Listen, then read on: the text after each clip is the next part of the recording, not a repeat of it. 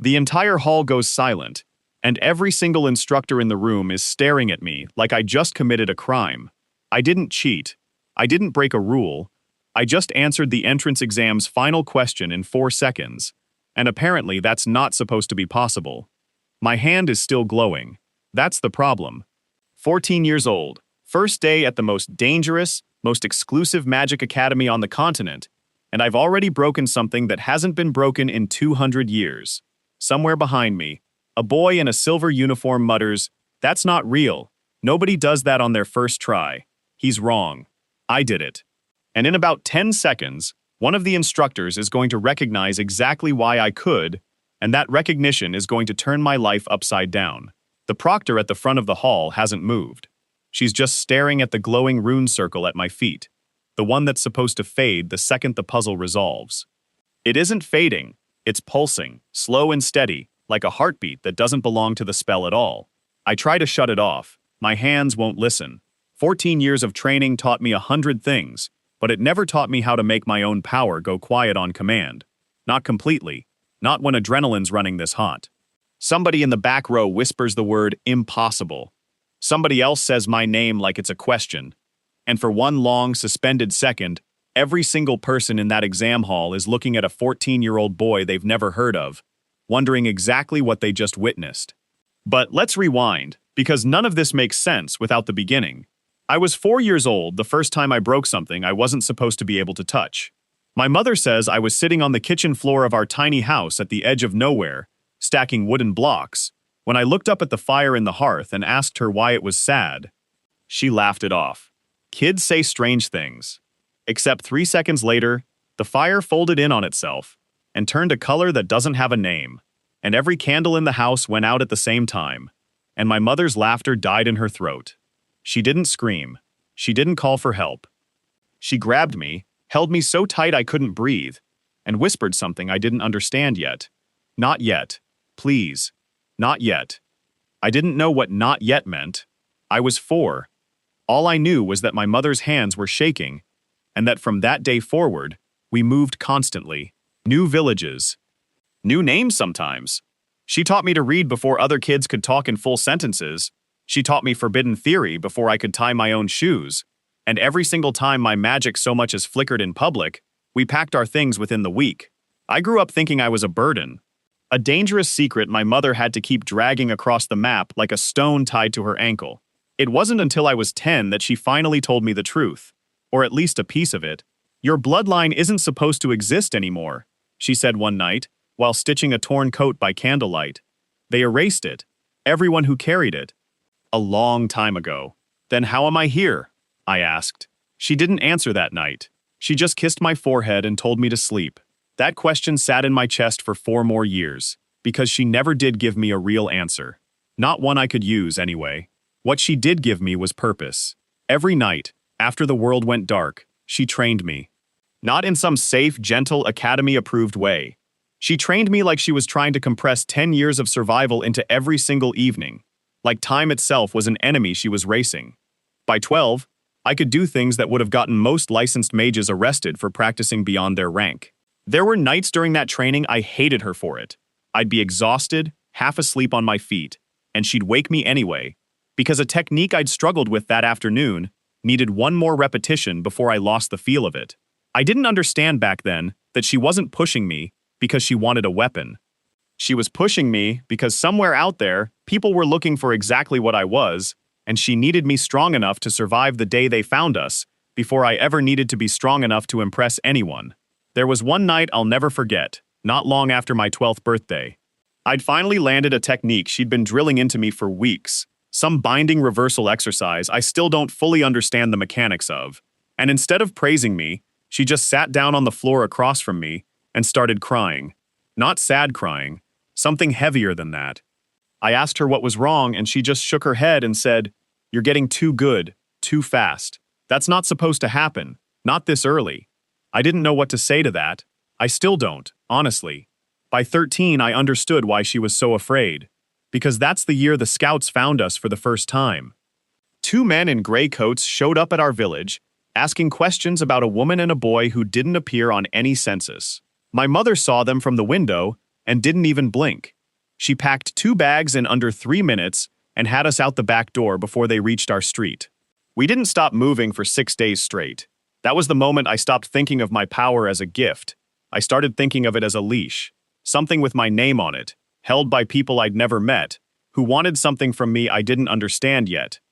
So when my mother sat me down 2 months before my 14th birthday and told me she was enrolling me in the Aurelian Academy, the single most prestigious, most surveilled, most dangerous magic institution on the continent, I thought she'd lost her mind. Why would we walk straight into the lion's den? I asked her. Her answer changed everything. Because the lion's den is the only place they won't think to look for you, she said. Hidden things get found in the shadows. Nobody expects them to be standing in the light. She had a plan. She always had a plan. I was to enroll under a different surname, keep my power carefully restrained during every evaluation, blend in, stay unremarkable, and use the next 4 years to learn everything the Academy had locked away in its restricted archive about my bloodline. Answers she couldn't get me on her own. Answers that might finally explain why people wanted me erased before I was even born. She drilled the plan into me for 2 straight months before I left. Every night at dinner, she'd quiz me. What's your name? Where are you from? What do you do if a proctor asks you to demonstrate above your rank? What do you do if someone recognizes you? I had answers memorized for all of it. Smooth and practiced. The kind of lies that don't sound like lies, because you've said them so many times, they start to feel almost true. The morning I left for the academy, she stood at the edge of our village with her arms crossed tight against her chest, like she was holding herself together by force. She didn't cry. She just said, "Remember, unremarkable. That word keeps you alive." Then she turned and walked back inside, before I could see whether that composure was going to hold. Stay unremarkable. That was the entire plan. I lasted exactly 1 exam. Here's the thing about restraint. It's easy to promise and brutally hard to keep when you're standing in front of the single most complex evaluation spell circle a 14-year-old has ever seen, and every proctor in the room is timing you, and your body just reacts. 14 years of survival instinct doesn't turn off because your mother told you to blend in. The final exam question was supposed to take the average incoming student almost 15 minutes to solve. It was a multi-dimensional binding puzzle, the kind normally reserved for third-year students, slipped into the first-year exam, specifically to weed out anyone who thought they belonged among the elite. I solved it in 4 seconds. Not because I was showing off, because the moment I saw the pattern, my hands moved before my brain caught up. The exact same way they used to move when scouts were at the door and we had 90 seconds to disappear. Old habits don't care about new plans, and that brings us back to the silence in that exam hall, my glowing hand, and the boy in the silver uniform staring at me like I'd committed a crime. His name, I would learn within the hour, was Draven Ashworth, heir to one of the 7 great mage houses, ranked first in every entrance evaluation for the past 3 years running, and, until exactly 4 seconds ago, the undisputed prodigy of our incoming class. He did not take being outclassed well. I want to be clear about something. Draven wasn't just some background rival plucked out of nowhere to make my life difficult. He'd spent 3 years being told he was the best incoming talent his house had produced in a generation. Tutors, private instructors. A family legacy stretching back 6 generations of mages who'd never once lost their grip on being first. He walked into that exam hall already certain of exactly how the day was going to end, and I'd rewritten the ending in 4 seconds without even meaning to. That's not the kind of thing people forgive quickly. "Where are you even from?" he demanded, stepping toward me with the kind of confidence you only get when nobody's ever told you no. No house sigil, no family record. You just show up and solve a third-year binding puzzle like it's nothing? I didn't answer. My mother's voice was loud in my head. Unremarkable. Blend in. Too late for that. The head proctor, an older woman with silver hair and eyes that looked like they'd seen 100 years of secrets, walked toward me slowly. She didn't look angry. She looked something worse. She looked like she recognized me. "What's your name?" she asked quietly, just for me. "Asher," I said. Asher Vale. A lie. My mother's chosen name for this exact purpose. The proctor studied my face for 3 long seconds, and for a moment, I thought she was going to say something that would end this entire plan before it even started. Instead, she just nodded once and said, "Welcome to Aurelian, Mr. Vale. You'll want to be careful. Records like that one tend to make people curious. She had no idea how right she was. Within a day, the whole incoming class knew my name. Within 3 days, half the school had an opinion about me.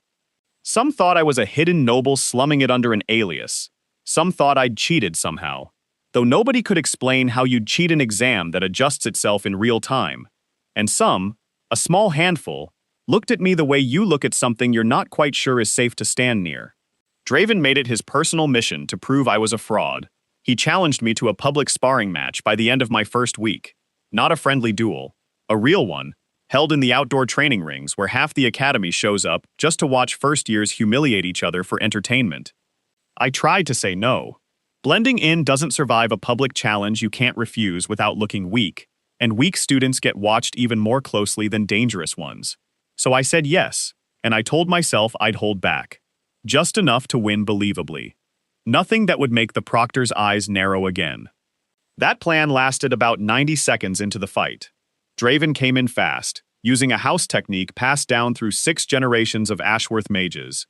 A lightning-based strike designed to end fights before they really begin.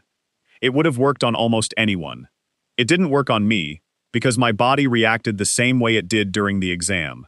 Old instinct. 14 years of training compressed into a single flinch. I redirected the strike without thinking, turned his own momentum against him, and had him on the ground with a restraint field locked around his wrists before the crowd even finished gasping. The entire courtyard went dead silent for the second time that week. Draven stared up at me from the dirt, humiliated in front of half the incoming class, and something in his expression shifted from arrogance into something colder, something that told me this wasn't over, not even close. "You're hiding something," he said, low enough that only I could hear it. "And I'm gonna find out what." Great. Just great. The crowd around us didn't stay quiet for long. By the time I made it back to my dormitory that evening, 3 separate people had already stopped me in the hallway to ask how exactly a nobody with no house sigil had put Draven Ashworth on the ground in under 2 minutes. I gave them nothing. Vague answers, a shrug, a mumbled excuse about being tired. Every one of them walked away looking more curious than before, not less. Turns out mystery doesn't satisfy people. It just makes them hungrier. That should have been the worst part of my week. It wasn't, because that night, back in my dormitory, I found a note slipped under my door. No signature, just 4 words written in careful, deliberate handwriting. "I know what you are." My heart dropped straight through the floor. I didn't sleep that night. I sat awake with every candle unlit, staring at that note, running through every possible person who could have written it.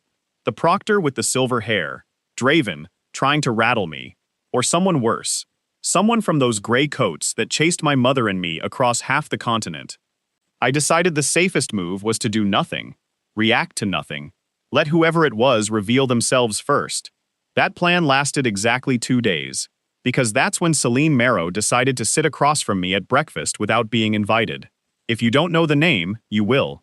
Celine was, without exaggeration, the single most talked about student in our year. Not because of grades, though hers were flawless, but because of the way she carried herself. Like every room she walked into already belonged to her. Half the academy was terrified of her. The other half was in love with her. Both groups kept their distance. She sat down, set a folded piece of paper on the table between us, and said, "You're going to want to read that before anyone else does." My stomach turned to ice. It was the same handwriting as the note under my door. "You wrote that," I said. "I did." She didn't blink. "And before you panic, no, I'm not going to expose you. I just wanted you to know that I already figured out what you are, without even trying that hard, which means someone smarter and far less friendly is going to figure it out eventually too. You should probably be more careful." "What exactly do you think I am?" I asked, keeping my voice flat, giving nothing away. She leaned in slightly, and for the first time since I'd met her, something in her confident expression cracked just slightly, replaced by something that almost looked like sympathy. "You're a Voss line," she said quietly. "Aren't you?" The name hit me like a physical blow. I had never told anyone that name. My mother had never even said it directly to me, not once in 14 years. But I'd found it once, buried in a burned page of a book she thought she'd destroyed completely. And the moment Celine said it out loud, I knew every wall I'd built around myself in 1 week had just collapsed in front of a girl I'd known for exactly 6 days.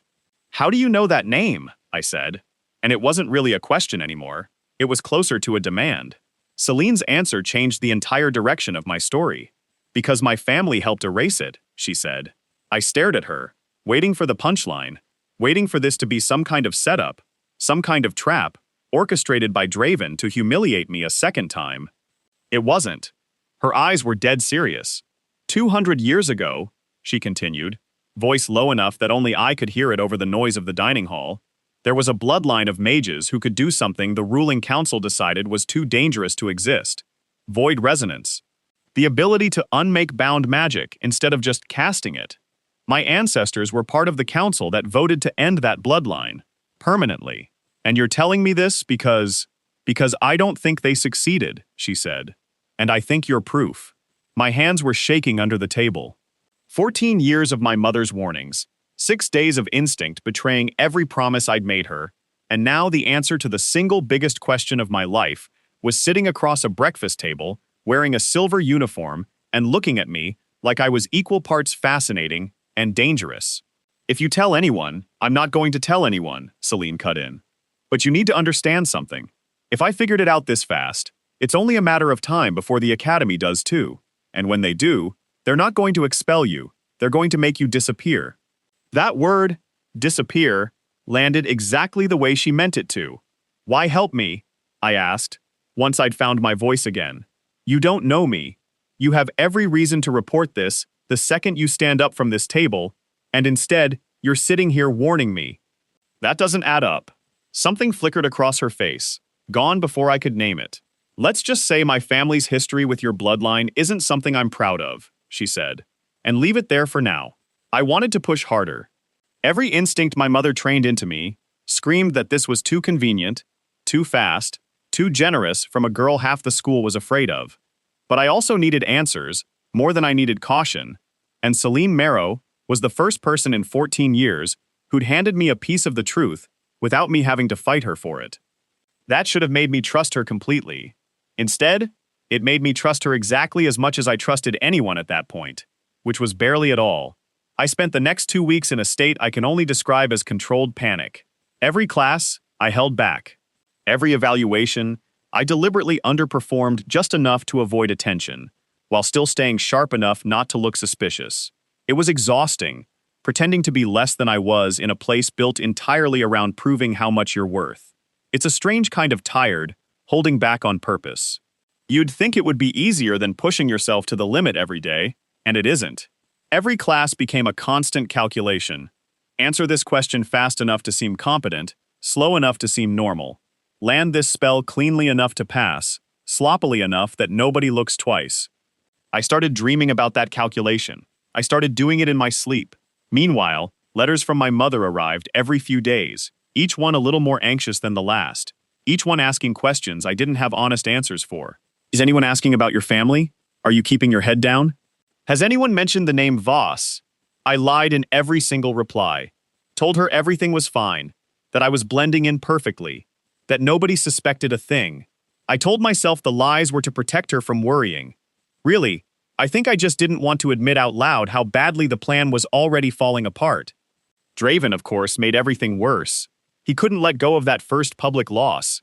He started needling me constantly, showing up wherever I trained, trying to bait me into another confrontation where I'd either humiliate him again in front of witnesses or slip up and reveal exactly how far my restraint went. I tried everything to avoid him. Ignoring him didn't work. Reasoning with him didn't work. Nothing worked. Because Draven Ashworth had built his entire identity around being the best, and losing to a nobody with no family name had cracked something in him that he wasn't willing to leave cracked. The breaking point came during our first combined class evaluation, roughly a month into the term.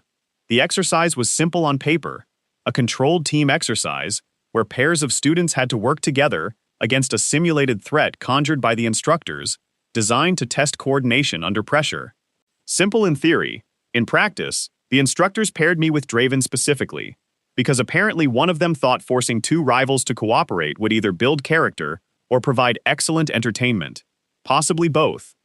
The simulated threat that day wasn't the harmless practice construct they usually used for first years.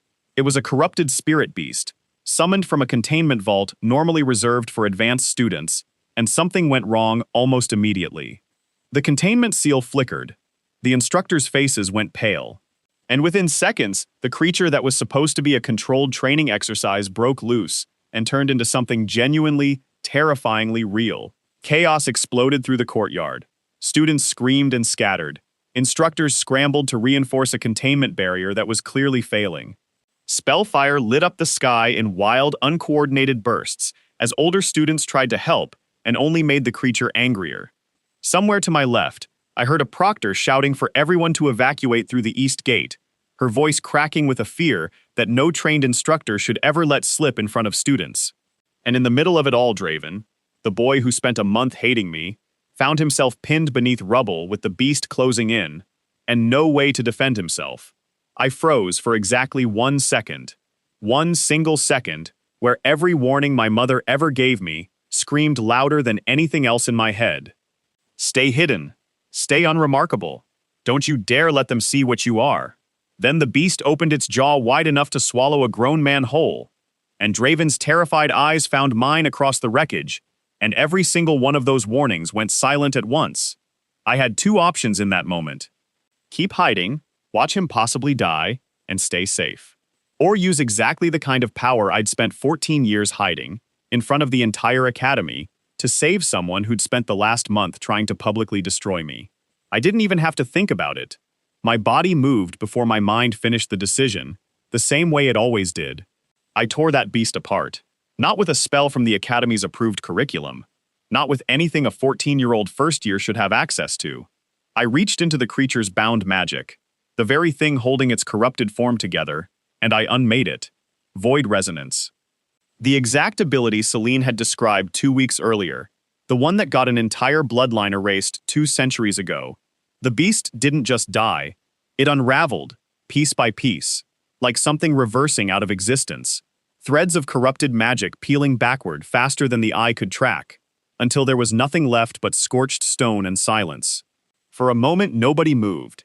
Not the students still frozen halfway through their evacuation. Not the instructors with their half-finished containment spells still glowing uselessly in the air.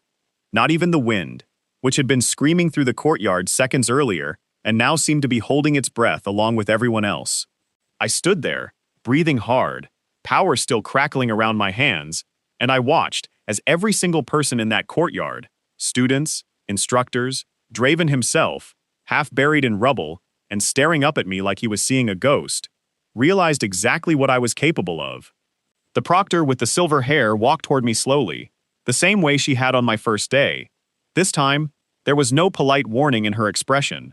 Void resonance, she said, loud enough for the entire courtyard to hear. That bloodline was supposed to be extinct. And that's when I understood. There was no more hiding. No more blending in. No more pretending to be unremarkable Asher Vale from nowhere. Everyone in that courtyard now knew exactly what I was. Draven, still on the ground, stared at the scorched crater where the beast used to be, then back at me, and for the first time since I'd met him, there wasn't a trace of arrogance left in his face. Just something closer to fear, mixed with a kind of stunned, reluctant respect.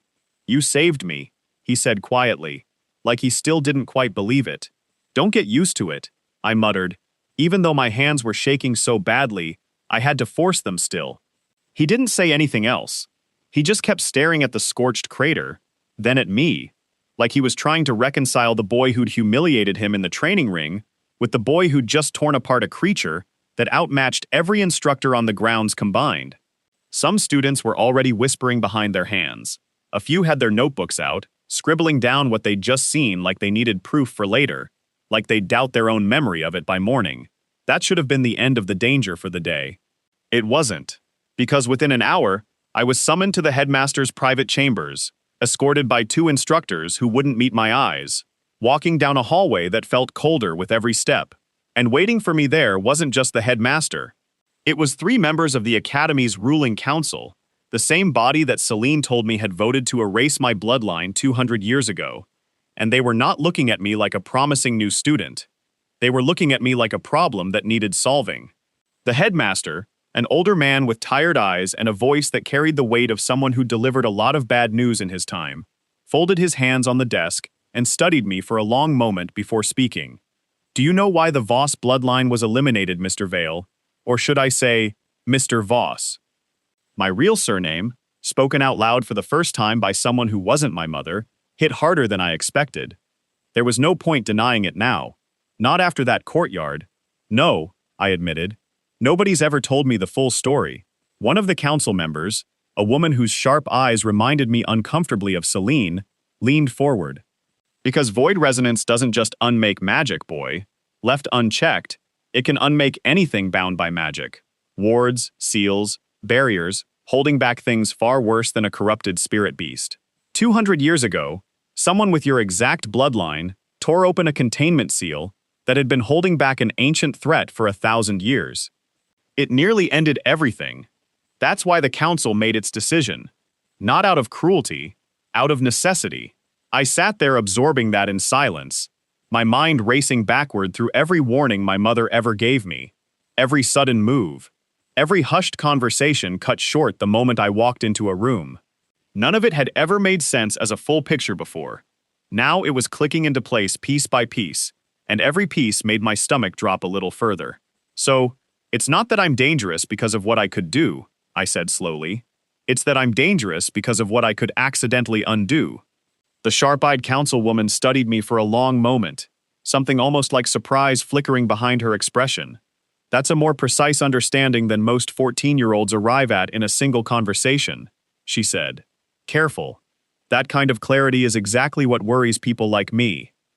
The room went quiet, and for the first time in 14 years, I finally understood the weight of the thing my mother had spent her entire life protecting me from.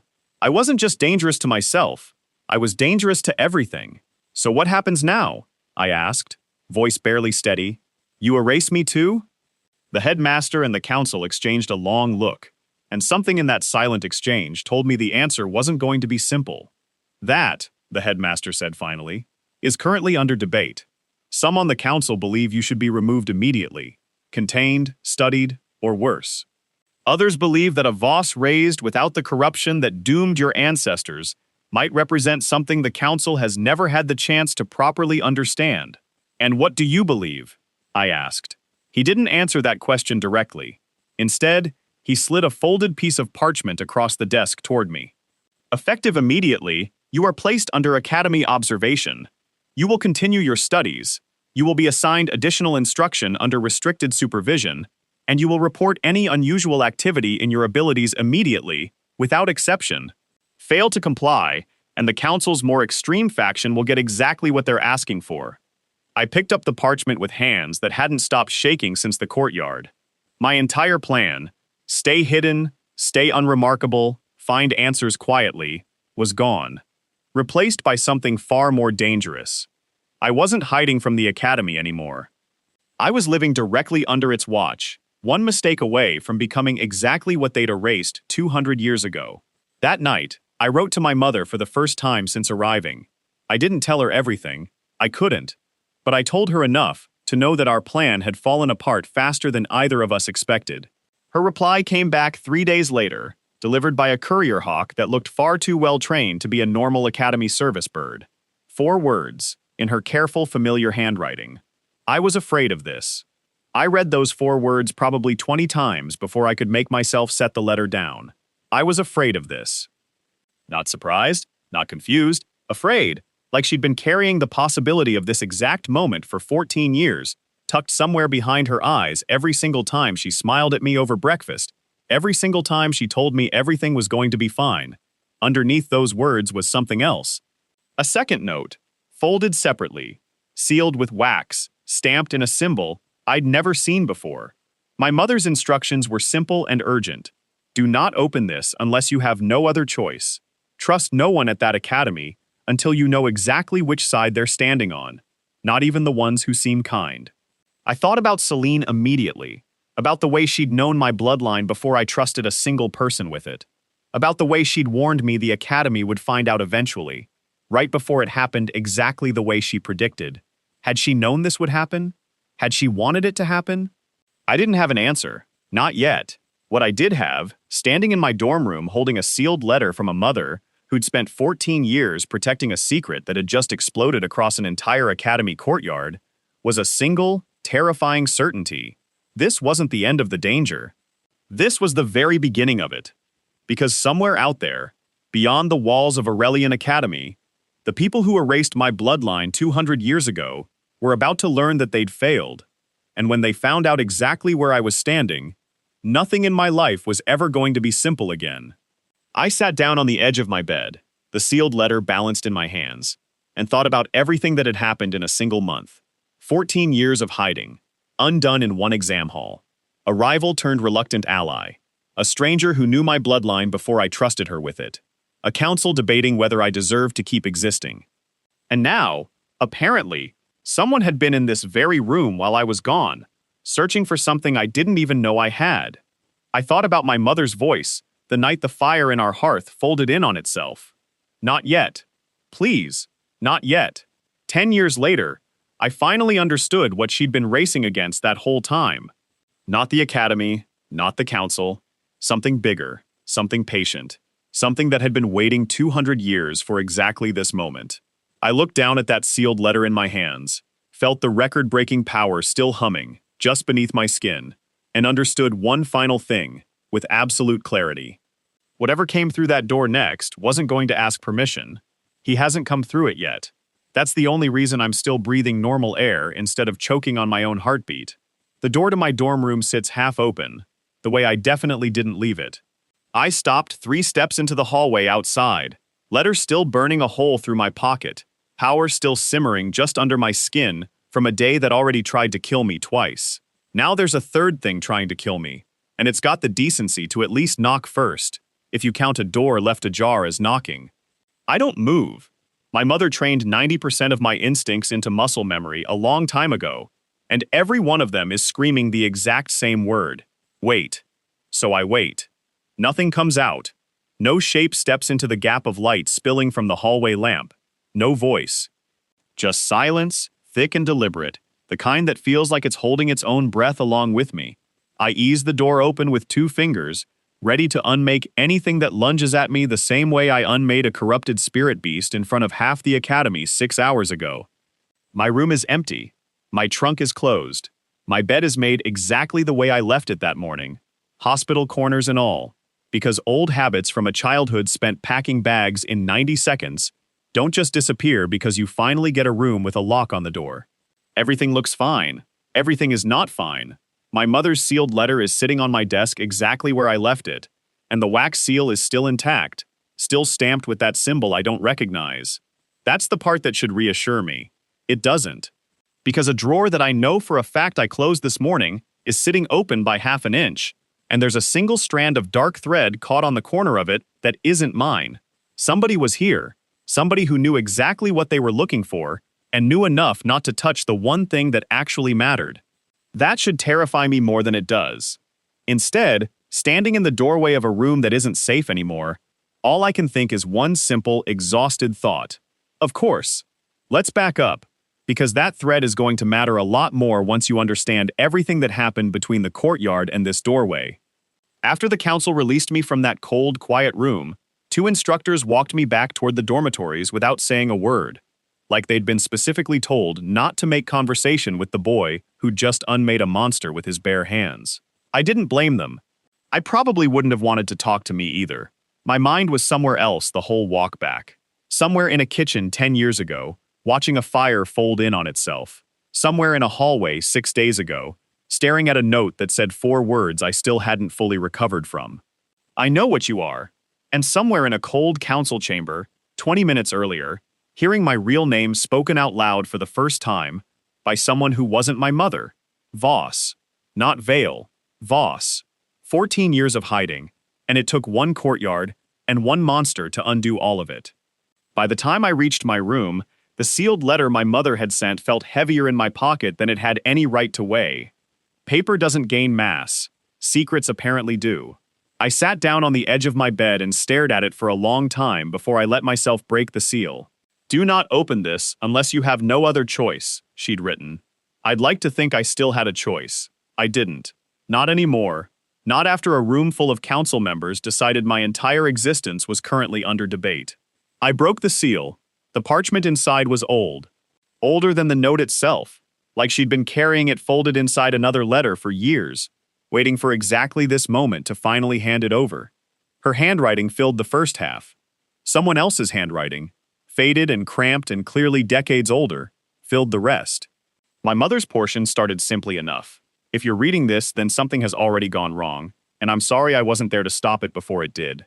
I always knew this day might come faster than I wanted it to. I just hoped you'd have more time before you needed to understand any of this. I read that line twice, feeling something twist low in my chest. She'd known. Somehow, some part of her had always known that 14 years of hiding was never going to be enough, that eventually the plan would crack, and she'd prepared for exactly this outcome, without ever telling me she was preparing for it. The letter went on. Everything I told you about the Voss line being erased was true, as far as it goes. What I never told you is that the erasure failed once before, not just with you. There was another, a woman, born nearly 200 years ago, who survived what your bloodline was supposed to never survive again. I don't know if she's still alive. I don't know if she had children of her own, or if the line continued through her the same quiet, hidden way it continued through us. What I do know is that if she's out there, somewhere, she is the only other person alive who might actually understand what you're capable of, because I certainly never could teach you everything. I only ever taught you enough to survive. I set the letter down for a second, because my hands needed a moment to stop shaking.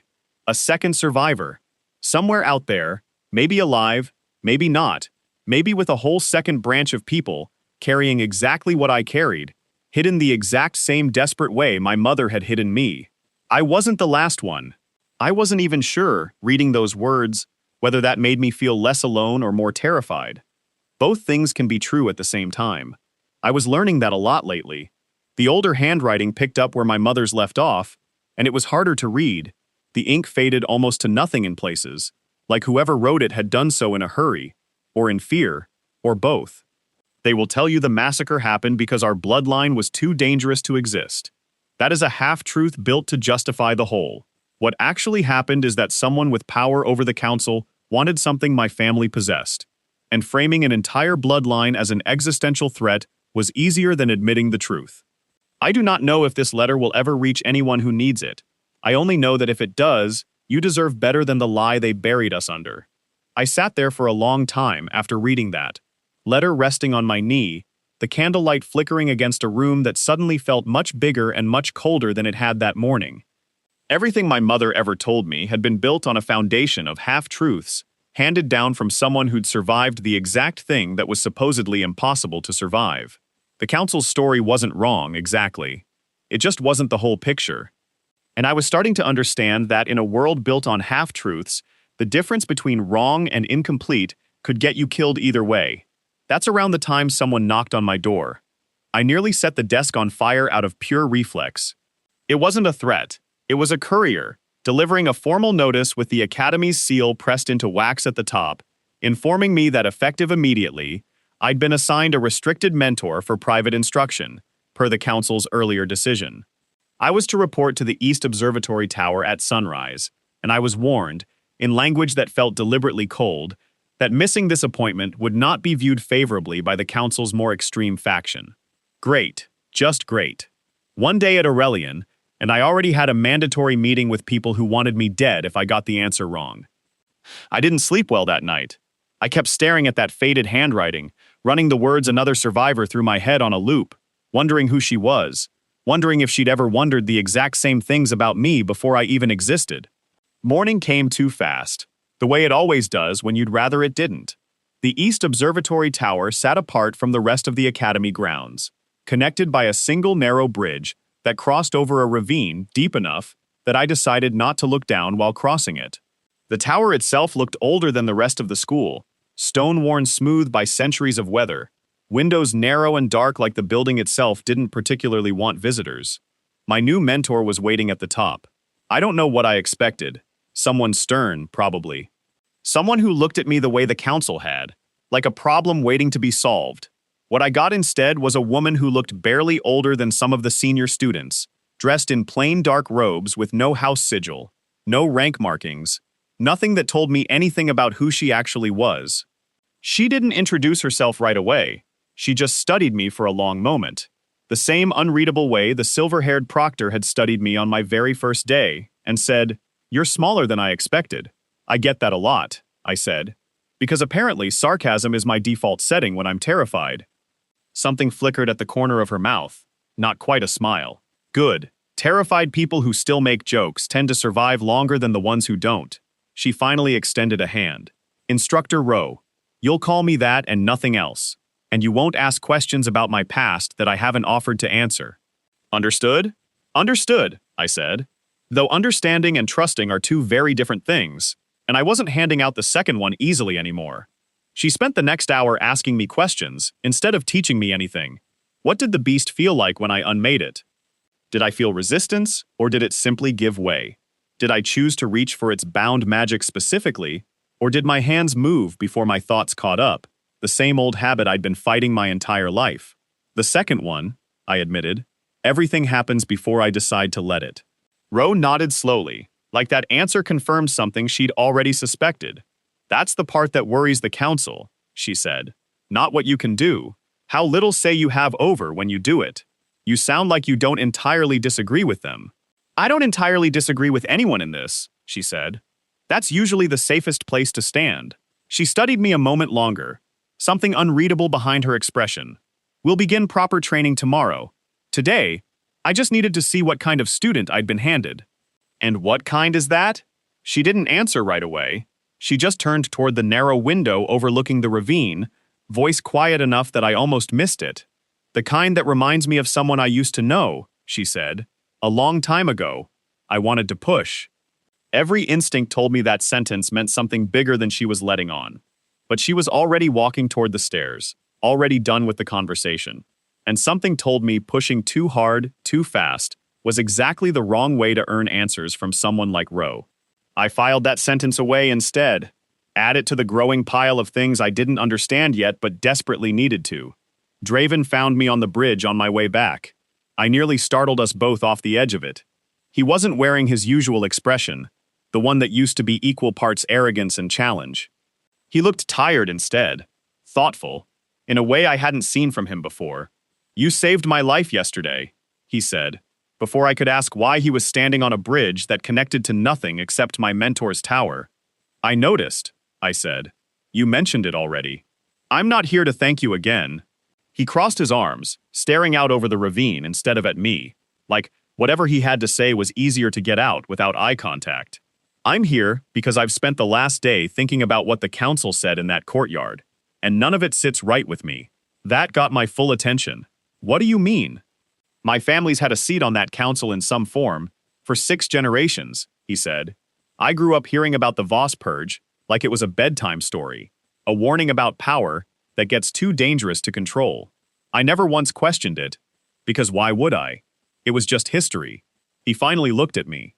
"Except yesterday, I watched you unmake something that outmatched every instructor on those grounds, and instead of destruction, all I saw was control. That doesn't match the story I grew up on." "So what are you saying?" "I'm saying I've started asking questions," he said. "Quiet ones. About my own family's records. About what exactly House Ashworth's role was 200 years ago." His jaw tightened. "I don't like what I've found so far." I felt something shift in my chest, somewhere between relief and fresh dread. Relief, because Draven Ashworth going from rival to reluctant investigator was about the last thing I expected a week ago. Dread, because whatever he was finding in his own family's archives probably wasn't good news for either of us. "Be careful," I told him. "If your family's involved somehow, and they find out you're digging." "I know exactly what happens if they find out," he cut in, something sharp and old flashing behind his eyes. "I'm doing it anyway." He didn't say anything else. He just gave me one short nod, like something between us had shifted permanently, and walked off toward the main grounds before I could ask him anything more. I stood on that bridge a long time after he left, staring down into the ravine, thinking about how fast an enemy could turn into something else entirely when the ground under both of you starts cracking at the same time. Celine found me an hour later, in the courtyard where the beast had died the day before. The scorch mark hadn't fully faded yet, neither had the tension in the air around it. She sat down on the low stone wall across from me, without asking, the same way she had at breakfast a week ago. "You opened the letter," she said, "not a question. How do you know that?" "Because you have the exact look of someone who just learned their whole life was built on half a story," she said. "I recognize it. I've worn it myself." I studied her for a long moment. "You said your family helped erase my bloodline. You never said what that actually means for you." Something tightened around her eyes. She glanced around the courtyard first, checking for anyone close enough to overhear, before she spoke again, voice lower than before. "My family is fractured," she said. "Has been for generations, but it's gotten worse in the last few years. There's a faction within the Marrow House that still believes what the Council believed 200 years ago. That the Voss line was a threat that had to be permanently ended, and that anything resembling it now needs to be handled the same way." She met my eyes directly. "My mother is part of that faction." I felt something go cold in my chest. "And you?" "I'm not," she said simply.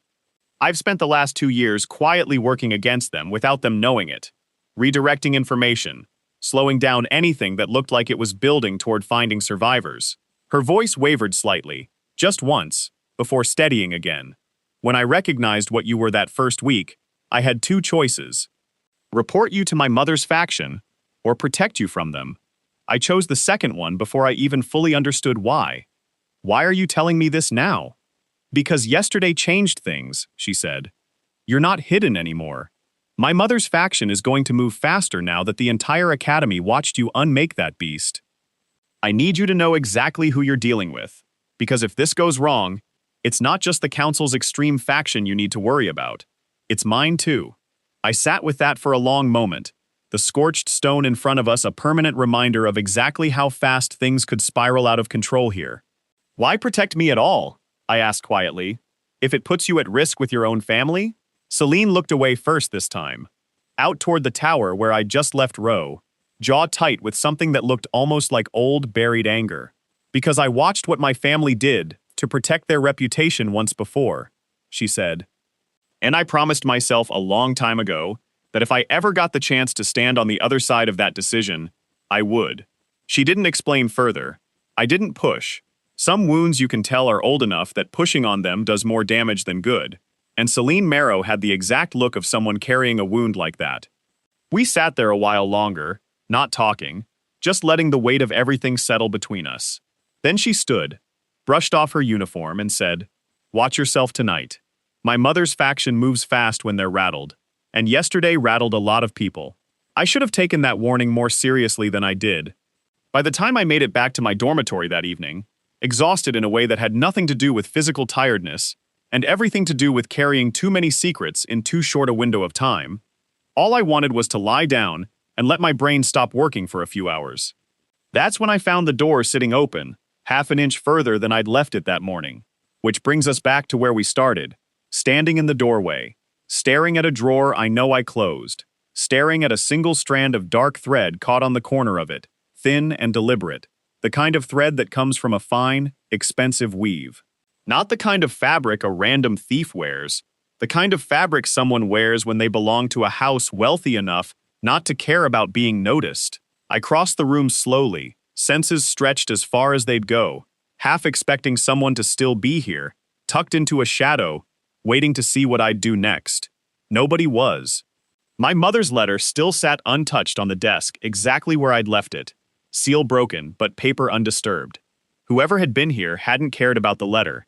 They'd been looking for something else, and judging by the drawer they'd left slightly open, whatever they were looking for, they hadn't found it. Not yet. I opened that drawer myself, hands still not quite steady, and found the one object inside it that actually mattered. A small, worn wooden token my mother had given me the morning I left for the academy, something she'd told me to never let anyone see, never explain, never even acknowledge existed if someone asked about it directly. I'd kept it hidden beneath a false bottom she'd taught me to build years ago, back when we were moving through villages every few weeks and hiding things properly wasn't optional. The false bottom was still sealed. Whoever searched my room hadn't found it, but they'd known exactly where to look for something. And that meant, whoever they weren't guessing.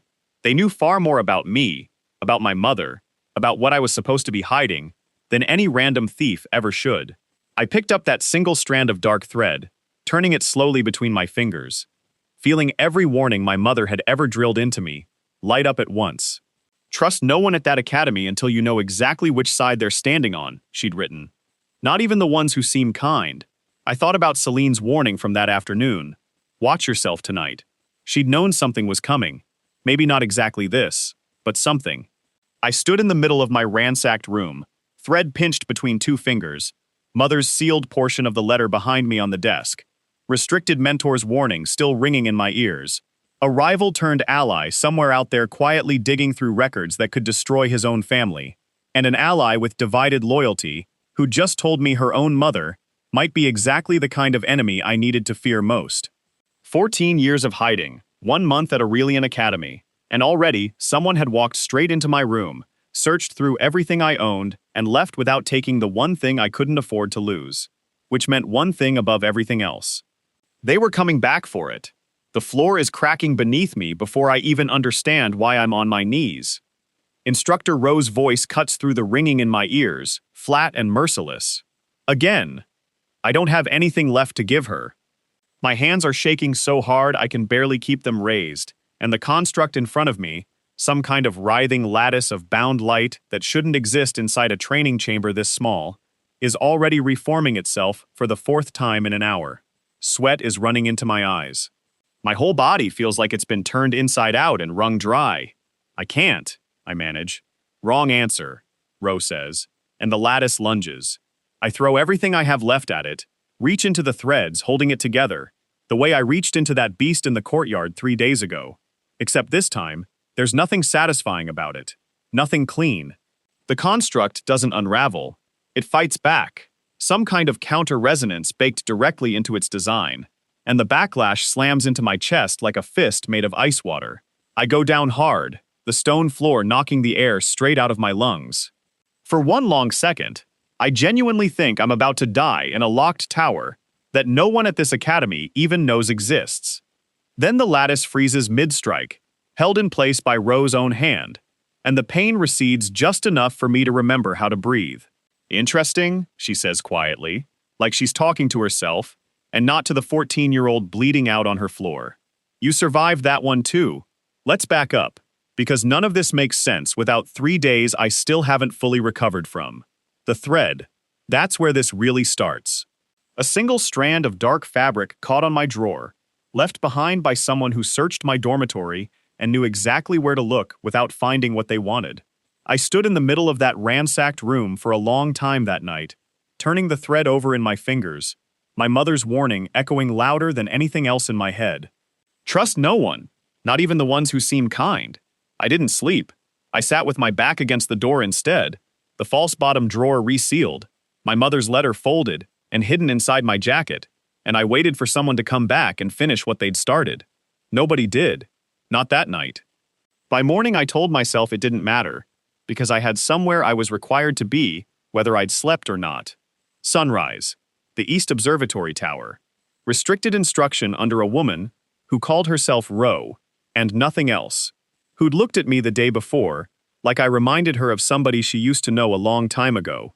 I crossed that narrow bridge over the ravine again, with my whole body running on nerves and old bread, and I found her already waiting at the top, arms crossed, expression unreadable.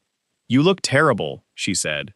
Somebody searched my room last night, I told her, because I decided somewhere on that bridge that hiding things from the one person the council had assigned to watch me was probably a losing strategy. Took nothing, left a thread behind. Something flickered behind her eyes. Not surprise. Recognition maybe, or something close to it, gone before I could name it properly. Show me, she said. I dug the thread out of my pocket and handed it over. She studied it for a long moment, rubbing it between 2 fingers, the exact same way I had the night before, and her jaw tightened just slightly. Fine weave, she said. Noble house fabric. Expensive enough that whoever wore it didn't care about being noticed, which either means they're arrogant, or they wanted you to know they'd been there. Which one do you think it is? I think, she said, folding the thread into a small square of paper and tucking it into her sleeve without asking permission, that you have more immediate problems than a thread. Come inside. That was 3 hours ago. 3 hours of the single hardest, strangest, most exhausting instruction I've had in 14 years of my mother, pushing me past the edge of what I thought I could survive. And my mother, I promise you, did not go easy on me. Ro is different. My mother trained me like she was racing against time. Ro trains like she's testing whether I'll break. Sit up, she says, now, releasing the frozen lattice with a flick of her wrist. It collapses into harmless motes of light and drifts apart, gone, as if it had never existed at all. You're not dying today. Probably. Comforting, I mutter, dragging myself upright against the cold stone wall. She crouches in front of me, studying my face with the same clinical distance she's used all morning. Like I'm a puzzle she hasn't decided whether she likes yet. Do you understand what I just did to you? Tried to kill me with a magic lightning trap? I built a construct specifically designed to counter void resonance, she says, ignoring my tone completely. Anti-binding threads woven into a self-repairing lattice. On paper, something like that should have shredded your ability to unmake it after the second attempt. You made it to 4. Feels like a personal failure that I only survived 4. It should feel like the opposite, Ro says. Because I built that construct using a 200-year-old design. The exact kind of anti-resonance ward the original council used against your bloodline the first time. And you're still breathing, she stands, brushing dust off her robes, voice dropping into something quieter. That should not be possible for a 14-year-old 3 weeks into his first year. Great, just great.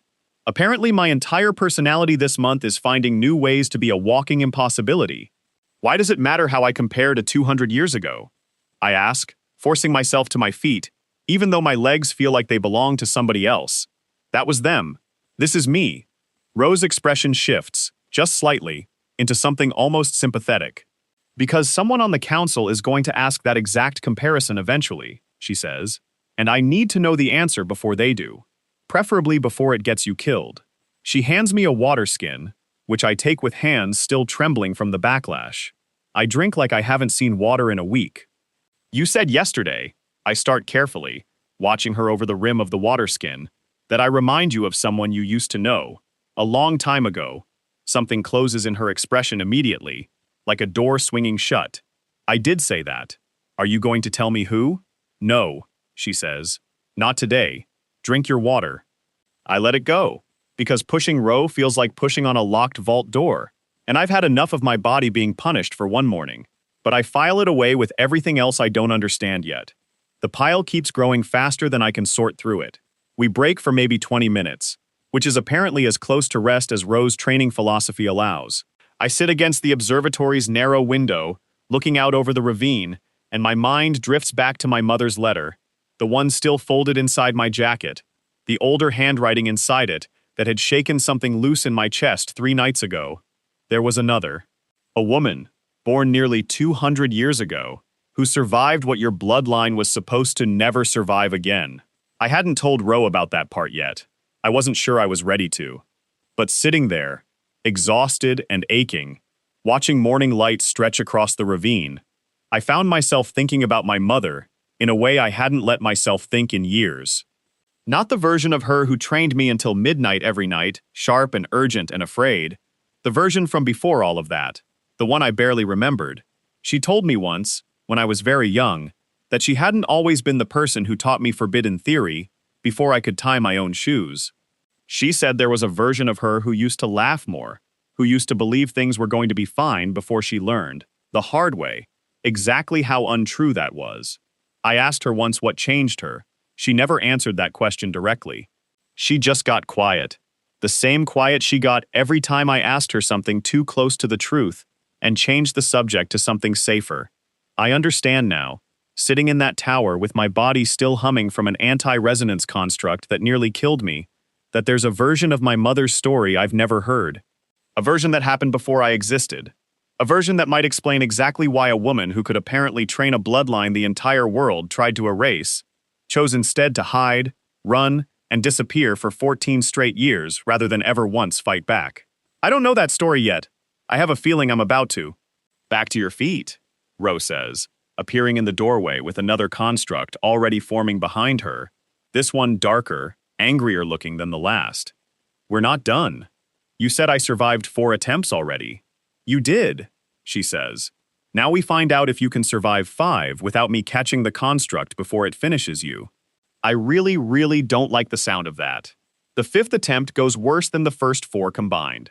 Ro doesn't hold back this time, and the lattice she's built moves faster than anything I've faced since that beast in the courtyard. Faster than I can properly track. I reach for its bound threads on pure instinct, the same way I always do. The same way my mother trained into me before I could form full sentences. And for one terrifying second, I feel the resonance slip completely out of my control. Instead of unmaking the construct cleanly, I tear into it wrong. Something backlashes hard. A wave of raw, unmade energy exploding outward in every direction at once, and the entire chamber shakes like the tower itself is trying to shrug me off its walls. Stone cracks along the ceiling. Ro throws up a barrier just fast enough to keep the debris from crushing either of us, and for a moment, the whole world is dust and noise and the taste of copper in my mouth. When it clears, I'm on the floor again, blood trickling from my nose, ears ringing so loud I can barely hear my own heartbeat.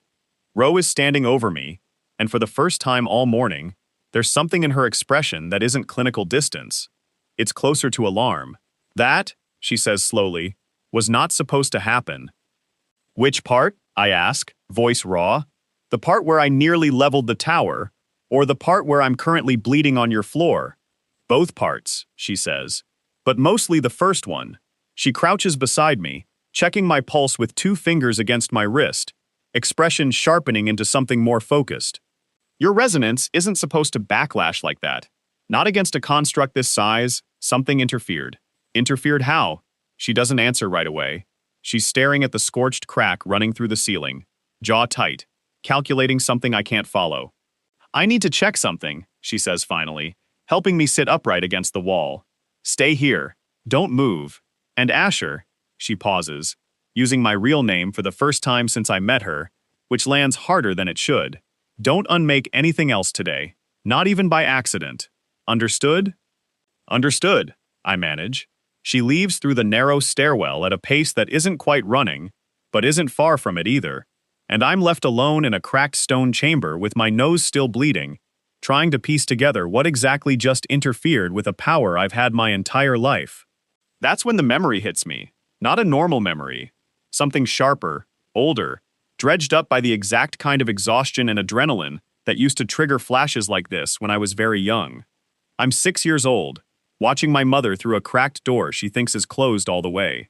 She's sitting at a table in a house I don't remember the name of, across from a man I've never seen before or since, his voice low and urgent. They're getting closer, the man says. The council's tracking method has improved.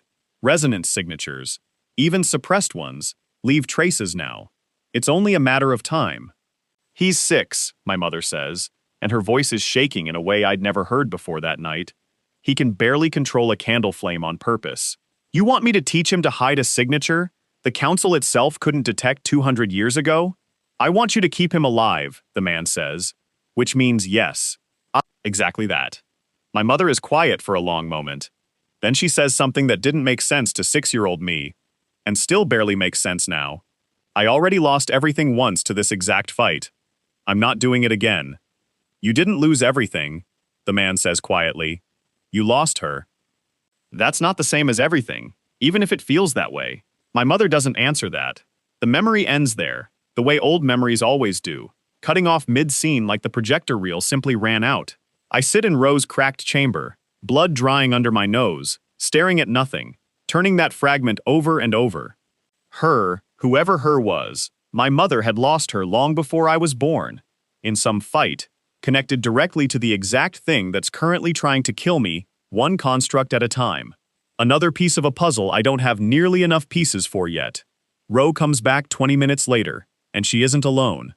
The man beside her is older, maybe 60, dressed in the kind of formal robes that mark him as council adjacent even before he speaks. He has the look of someone who spent decades being obeyed without question, and the moment his eyes land on me, something in his expression sharpens into open suspicion. This is him, Ro says, and there's a warning edge in her voice I haven't heard from her before, aimed less at me and more at the man beside her. Counselor Halden. He oversees resonance monitoring across the academy grounds. Your training session this morning, Halden says, without preamble. Registered as an active resonance breach. Level severe. That kind of reading hasn't triggered since the original purge 2 centuries ago. My stomach drops straight through the floor. I didn't do anything I wasn't ordered to do, I say, glancing at Ro. This was a training exercise. A training exercise conducted without proper council oversight, Halden says, voice cold. Using a resonance countering construct built from banned schematics, in a restricted tower not authorized for evaluations of this severity. His eyes cut to Ro. You didn't file the required incident report before starting this session, instructor.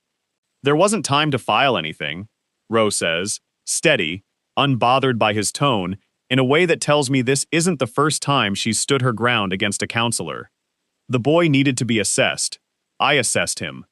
You assessed him into nearly collapsing an academy structure, Halden says. Do you understand what that reading looks like to the rest of the council?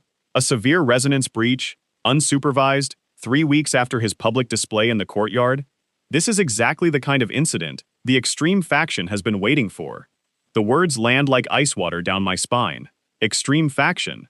Waiting for an incident. I think about the thread on my drawer. I think about a search that found nothing but knew exactly where to look. I think about Celine's warning, 3 days old now, and somehow already proven right. Watch yourself tonight. My mother's faction moves fast when they're rattled. You think this was staged, I say slowly, looking between Ro and Halden. You think someone wanted this reading to happen? Halden's silence is answer enough. The anti-resonance construct I built today, Ro says quietly, more to herself than to either of us, working through something in real time, was based on a restricted schematic. One I requested through proper channels 3 days ago, a request that should have taken a week to process. Her eyes narrow. It was approved and delivered in under a day, meaning someone wanted you to have exactly that construct, exactly today, Halden says. Meaning someone wanted a resonance breach on record, Ro finishes. The same week the extreme faction lost their argument in that first courtyard incident. A staged justification. Something official looking enough to push a removal vote through before anyone can dig into how convenient the timing actually is. I sit there absorbing that, my whole body still aching from a fight I now understand was never really about testing my limits. It was about manufacturing a number on a report, a severity reading that could be waived in front of a council chamber as proof I was too dangerous to keep breathing academy air. So what happens now? I ask, and I hate how much my voice shakes on the question. Halden studies me for a long, unreadable moment, and something in his expression shifts, just slightly, from suspicion into something more calculating. Now, he says, I file my own report. One that states the reading was the result of a legitimate sanctioned training exercise conducted under proper instructor supervision that produced valuable data on the subject's resonance thresholds. His eyes flick to Ro. Assuming, instructor, that you can vouch for that framing convincingly. I can, Ro says immediately. Then do so, Halden says. Because if the extreme faction gets their hands on the raw reading before my counter-report reaches the council, this conversation becomes irrelevant. They won't need a trial. They'll have a severity number that speaks for them. He turns toward the stairwell, robes sweeping behind him, then pauses at the threshold, looking back at me one final time. For what it's worth, Mr. Voss, surviving 5 attempts against a 200-year-old anti-resonance ward is not the mark of an unstable subject. It's the mark of something considerably more controlled than anyone on that council is prepared to admit. He leaves without waiting for a response, footsteps fading fast down the stairwell, and the chamber falls into a silence, so complete I can hear my own pulse. That was close, I say finally, once I'm sure he's gone. Closer than close, Ro says, and for the first time since I met her, there's something almost human cracking through her clinical calm. Something tired. They moved fast. Faster than I expected, which means they've had this plan since before the courtyard, waiting for the right excuse to trigger it. You think it's the same people who searched my room. I think, Ro says carefully, that the extreme faction doesn't need to be subtle right now. They tried subtle, it didn't work fast enough for them. She crosses to the cracked window, staring out over the ravine, jaw tight with something that looks almost like old, buried anger. Which means they're getting desperate, and desperate people make mistakes. Or, they make people like me disappear before anyone catches the mistake. Ro doesn't answer that. She doesn't need to. The silence does it for her. We don't resume training after that. Ro insists I rest, which is the single kindest thing she's said to me all morning, and I sit against the cracked wall while she moves around the chamber, gathering fragments of the shattered construct, muttering under her breath about schematic requests and approval timelines and names I don't recognize yet. I watch her work for a while before I finally ask the question that's been sitting in my chest since the moment Halden left. You knew my mother. Ro's hands go still over the fragments she's collecting. She doesn't turn around right away. You said someone reminded you of me. I press. Quieter now. Yesterday. You said it like it mattered, and today you called me by my real name the second things got dangerous. Which means you already knew it before the council ever confirmed it out loud. I watch her shoulders tighten. That's not a guess. That's someone who's heard the name Voss before. Somewhere that wasn't a council chamber. For a long moment, Ro says nothing at all. The silence stretches long enough that I start to think she's simply going to ignore the question entirely, the way she ignored my earlier one about who I remind her of. Then she sets the fragments down slowly, deliberately, and finally turns to face me. Your mother's name, she says, voice quieter than I've heard it all day, is Marin. My whole chest goes tight. I've never once heard anyone outside my own family say that name. How do you? I knew her, Ro says, cutting me off, something old and complicated moving behind her eyes. A long time ago. Before you existed. Before she ever became the woman who taught you to run. She holds my gaze steady, and for the first time since I met her, I see something underneath the clinical distance she's worn since the moment we met. Something that looks almost like grief. We trained together, she says. Decades ago, before everything that happened to her family, before she disappeared. The floor feels like it's tilting beneath me, the same way it did in that exam hall 3 weeks ago. The same way it did the moment Celine said the word Voss out loud across a breakfast table. You knew her before, I manage. Before what? Ro's expression closes, just slightly, the way it always does right before she decides not to answer something. That, she says quietly, is a conversation for another day. One I'm not ready to have yet, and one you're not ready to hear yet either. She crosses the room and crouches in front of me, studying my face with something that isn't clinical anymore. Something that looks almost like she's searching for pieces of a person she used to know. Buried somewhere underneath a 14-year-old boy she's spent one entire morning trying to break. What I will tell you, she says, voice low and steady, is that everything I'm doing here, every brutal test, every construct I throw at you, isn't cruelty, it's preparation. Because the people hunting your bloodline aren't finished. Today was a warning shot. It won't be the last one. You keep saying that like you know exactly what's coming. Something flickers behind her eyes, dark and old and far away. I do, Ro says, because I watched it happen to your mother once already.